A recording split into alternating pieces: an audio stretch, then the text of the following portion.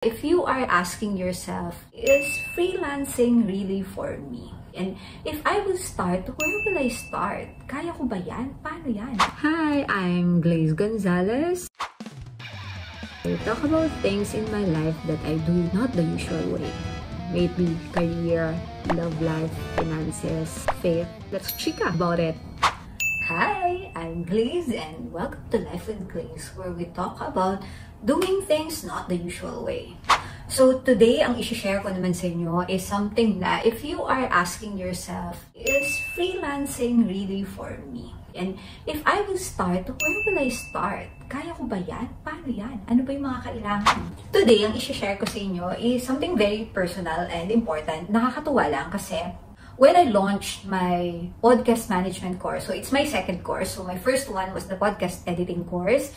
Dun sa first ko kasi, I got a lot of enrollees and I had a big community. And syempre, noon is we are very much active and updating each other. And nakakatuwa yung mga updates nila. And some of it, I will share to you. Syempre, daming nangyari in my life. After the course, after may ilan akong na-help out, na magkaroon ng work and all that. Syempre, hindi ko naman kayang i-help lahat, diba? Parang, I can only teach the skill, but the other things, I cannot promise naman na I can give you a job after, diba? But of course, I tried to help out others. Kaya nga yung iba, nakapasok sa agency where I started my freelancing then. Yung iba, nagkaroon ng mga clients, and yes, I will share those things to you later. I just feel so blessed to have a very loving and caring community of freelancers. Kasi, yun nga, daming nangyari in my life. Lumipat ako pabalik sa Manila after staying in Batangas for so long. And alam nyo naman, itong nag-move, diba? Daming nangyayari. I got a new role. And I started my own podcast management services business and all that. So, it took a while before ko nagawa yung second course ko, which is the podcast management course. And then, eventually, nagawa ko naman siya. And of course, I wanted to check into my past students kung kamusta na sila. So, when I checked back my Facebook community group para dun sa podcast editing ko, I just checked kasi I will share the update na yes, meron akong new course and ganyan. And syempre gusto ko rin silang kamustahin. And diba pag minsan pag nagpo-post ka sa community mo na hindi masyadong naging active for a while, hindi naman nakikita ng lahat ng members yung pinopost mo dun. Sobrang konting percent lang because of the algorithm and all that.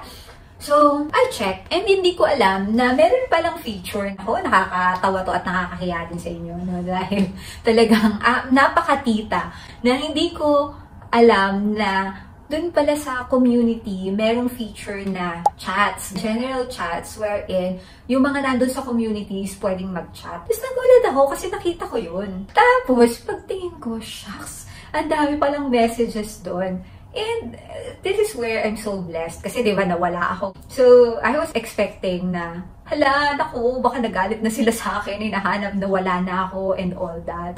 So, nakakatuwa because when I saw the messages, they were so concerned. They were like, what happened na kaya to Coach Glaze? I hope she's okay. O, hindi na natin siya naramdaman. Ano kaya? Na-busy na. Anong ginagawa niya? Kamusta na kaya siya?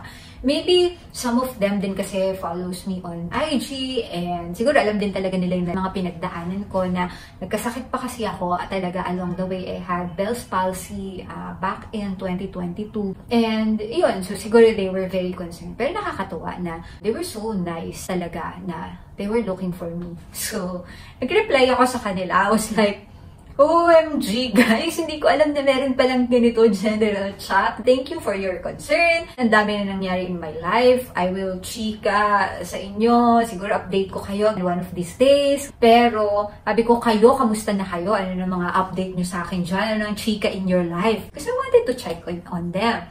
Tapos, guys, nakakatuwa. Kasi, syempre, sobrang dami nun and hindi man lahat active, ganyan. Baka yung iba, kagaya ko, hindi alam, meron palang ganun chats. So, siguro share ko lang sa inyo yung mga ibang updates nila. Kasi, yun nga, if you are someone na you are asking yourself, is this for me? Ano kaya ang pwedeng mangyari if I start this? So, yeah, share ko lang sa inyo yung iba. Okay? Hala, Miss Glaze, good to hear from you. Isa to sa mga courses na binili ko nung nagsisimula pa lang ako sa freelancing. That's like 3 years ago. Dami na nangyari pero freelancing pa rin and will never go back sa korpo. Haha. Diba? Nakakatuwa. Parang, uy talaga. Parang the course, nag-help sa kanya yon to start her freelancing career. Nilakasan niya yung loob niya. Ginawa niya ng paraan and all that. And 3 years and she's still thriving. To the point na, yun nga, di na daw siya babalik sa korpo.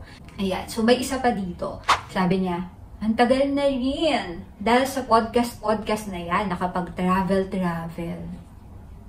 Oh, wow! Diba? Ang bongga, nakakatuwa. So parang, wow, imagine from that, so simple. Admittedly, ako naman, ang tinuro ko lang talaga skill na kung paano talaga mag-edit ng podcast. And I'm not even the best at it.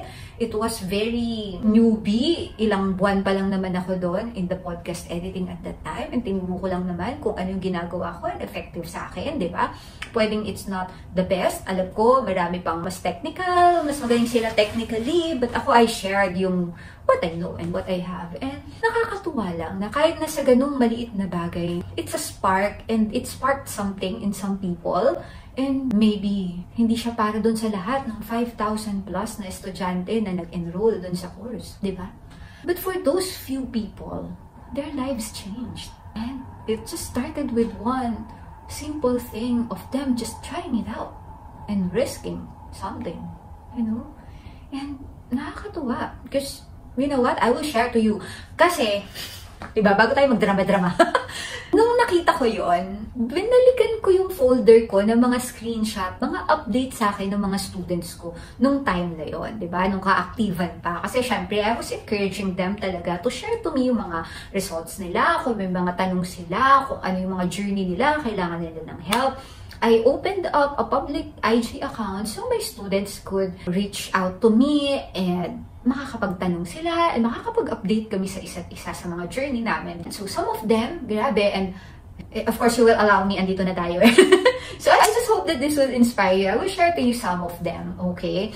So meron dito, Miss Glaze, I also got my second client after I enrolled in your course. Maraming salamat, take note, podcast business awardee pa siya, na for someone like me na nagsisimula pa lang as podcast VA, sobrang overwhelming and I feel motivated to learn more. One of my sources of self-confidence ang course mo. I mean, diba? Okay, bago pa ako maiyak. Next, update kita kapag natuloy yung interview sa Monday at kung ano po ang result. And then, in-update niya ako, sabi niya, thanks po sa prayer. Mag-start na po ako ng work sa July 12. Natanggap ako dun sa podcast production company. Miss Glaze, I finally landed a job as show notes writer. Thank you for your guidance po. So happy to find this niche on my VA career. Also, gusto ko na rin po magpasalamat dahil sa inyo po nagkaroon ako ng work after more than 1 year na pagiging bomb. Dahil sa course niyo po, I have a stable, good paying, and long-term job na. Thank you so much po. Ito, another one. Sharing my small wins din po. You won't believe but I got additional 2 more clients. Kanina lang yung isa from my proposal in Upwork. Though I don't know how long she'll need me, but still, thank God for the projects. 2 more clients. Guys, emotional talaga ako dito. Ayan. Tapos, ito, may mga nag-message na, thank you, Coach. Today's my first day. Salamat sa job post na kuha po ako kagabi. Hello, Miss Glaze. Would like to say thank you because of my enrollment in Life with Glaze. I was able to join your FB group, then saw your post about the Smart VAs hiring. So, Smart VAs is the agency I'm working with. Last October 13, I got hired as full-time social media manager. So, diba, hindi naman podcast yung napuntahan niya, pero na-hire siya as social media manager. And I hope we could meet in person. Have a great weekend, Miss Glaze.